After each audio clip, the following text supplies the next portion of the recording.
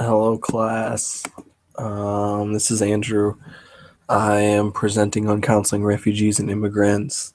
Today, I'm going to keep it fairly short as I know that you have two other topics that you guys have to um, watch and review. And I have a couple different videos in here that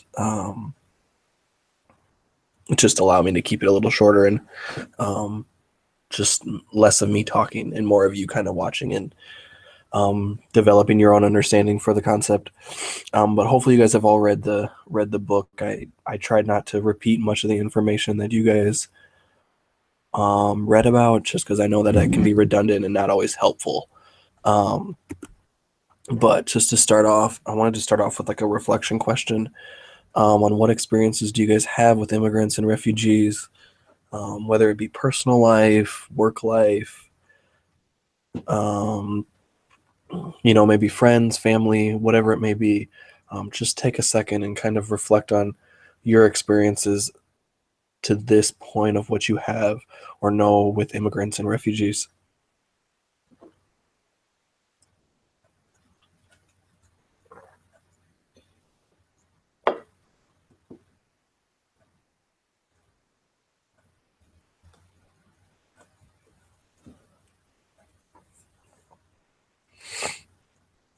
So looking back on your experiences that you guys do have, do you guys know the difference between a refugee and immigrant? A refugee is a person who has been forced to leave their country in order to escape war, persecution, or natural disaster. So that is literally it. Like maybe it's a civil war that's happening in their country or homeland country that one side kind of pushes the other side out, or it's natural disaster, kind of like what's going on in the Caribbean down south of us, or Puerto Rico, or whatever it may be. Um, and an immigrant is a person who comes to live permanently in a foreign country. So these are maybe people that aren't necessarily forced out, but choose to move from another part of the world or whatever to the United States. And so, knowing the difference between those two, what do you see as the main difference between those two types of people? And then, how important is understanding the difference, not only as a person who just understands the difference between a refugee and an immigrant, but thinking of as a future counselor, whether you are a mental health counselor or a school counselor, knowing the difference between what a refugee is and what an immigrant is, and thinking about how refugees' lives may be, maybe the choice to move here isn't necessarily wanted, or as an immigrant, the choice may have been theirs to move here. And I was just thinking about I want you guys to think about the two different sides of that and how each of those affects the clients that you guys have or potentially will have in the future. So in here I have a video. You can just click on it to watch. And then after you watch that video, what are some reasons why this population may not seek mental health services? And how can you make your counseling services more culturally competent for this population? So the point of this is just to get an understanding of what it is like for refugees and immigrants to kind of come to America, and some reasons. This gentleman just kind of talks about some reasons why they might not seek mental health services. And again, I have another video for you guys to watch and some questions to think about. This one is more so an individual who works in the St. Cloud, Minnesota school district, and what he does for new incoming students at their school. And so this is obviously applicable to the school counselors, but also for the mental health counselors. And in what ways that can you help advocate for parents that have their children moving to a new school that they may not understand the language or have a program that easily facilitates a new student from a different country moving into this school. So there's sides for both, whatever track you guys are on, for counselors to kind of look at how can I take this information and utilize it with the clients that I have, whether it be I'm working with a client who needs to find a job and how can I advocate for them, or I'm seeing their parents and they're really struggling with some of the differences in how Americans run their schools versus their home country. And then, of course, for school counselors, how can you implement some of the techniques or strategies or at least viewpoints of what this video has into your school for the new students that may be coming from a different country? So, just wanted to list some basic mental health concerns that may be present with this population.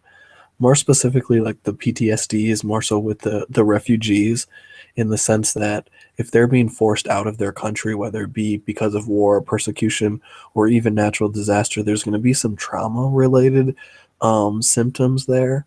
So I just caution you to really tease out some of those symptoms that may be PTSD related. Um, and just recognize that when we have refugees and sometimes even immigrants, that is a lot of the primary focus is with the PTSD. I worked with a lot of individuals that come from Central American countries that are often at times having civil wars, and many of the children and adults that I had, um, they experience a lot of PTSD because friends got hurt or killed, or family members or got killed, or even hearing about family members getting killed and learning about some of those stories can be very stressful for them coming in, and is trying to do your best to try to facilitate a conversation so that you guys understand what trauma would look like within those individuals. Some other concerns, just depression, the guilt and the shame. The guilt and the shame come in with the guilt that I was able to leave the country and I was able to kind of have access to leave the country, or whether I'm an immigrant and I was able to choose to come to America when some of my other family or other people aren't necessarily um, as free to make those choices. And just the violence relates back to the trauma and the PTSD kind of suffered um, in this population. And then the grief and the loss. If they're moving, maybe their whole family wasn't able to come, or maybe they lost some family in a natural disaster or the war. Um, these are the things that are going to be most relevant to them coming into the session. And I think the point that I'm trying to make is to understand that each of these concerns are displayed in a vastly different way. So notice we're almost done with this presentation, and I haven't talked about exactly what to address or what to look for or what to do with refugees or immigrants when they come into your office, mainly because when you think about it, there's over 200 plus countries in the world, and there's no way that any one of those two countries are the same. Even people coming from the same country aren't having the same experiences. There's so much variety in the individuals that are immigrating or fleeing to America that it's almost impossible to try to give you tools and skills and applications for you to utilize with this population. So the important part is understanding what you can do with them, and so that's understanding the history of their family, or why they immigrated, or why they fled to this country. What are their practices? What are what aspects of their culture are important to them? How do they view their new life? Understanding them as a cultural being, and knowing that their culture is going to be vastly different than any other individual that I am potentially going to be seeing. Um, and part of that means removing the barriers. That's finding the translators for the individuals that are coming in, because not everybody that flees here are going to be English speaking or Spanish speaking. Finding resources that you can have to have those translators come and help you out with this. That's reducing your prejudice and biases. Um, a high rate of people who are fleeing to the country are from the Middle East and are Muslim, um, or Muslim individuals, and making sure that we reduce those biases or prejudices that we may have and that society may lead us to believe, in order for those individuals to come into your office and feel comfortable talking with you. And part of that, removing those barriers, is explaining what mental health is. explaining what counselors do, what the point of us is, because around the world it's not often that people have the luxury to just go in and speak with a counselor. We're unique in the fact that we are vastly focused, have a mental health focus in this country. Um, but not a lot of countries are like that. And so because of that, not a lot of them view mental health as traditional American culture views it. And so a lot of the beginning sessions maybe just describing what mental health is, what it is that counselors do, what practices, how your orientation as a counselor works with their culture. And so you can't have those conversations if you don't understand their culture and understand them and their practices, because maybe they like to meditate, or maybe they do stuff in their traditional culture that really helps them out. Parsing some of those out so that you can utilize those in session could be really rewarding and beneficial for the client. So just doing your best to understand everything you can about the client, recognizing um, them and their culture and understanding it and learning about it. That's becoming kind of a student almost in having them describe themselves as a cultural person, and you seeing if you can utilize that in the session, because it would be most congruent to them. Lastly, just understand the client's culture and how you can use that in their mental health treatment, whether that be with translators or other individuals in the room, or different practices like meditation, mindfulness, those kind of things. Always continuing to search out for evidence-based interventions that are specific to whatever population that you are working with. Being familiar with the community resources for the client. So that's knowing where these people can go to church, or if they have markets that resemble and sell the food that they have in their traditional homeland. Understanding where to get translators, where to go for medical, places that have like translators on hand at all times.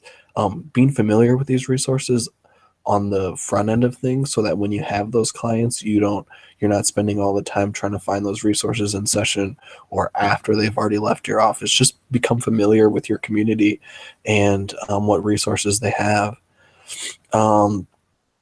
Basically explaining what mental health is and what services look like, explaining like what's the progression with steps, explaining what they have to look forward to or what's expected in kind of counseling.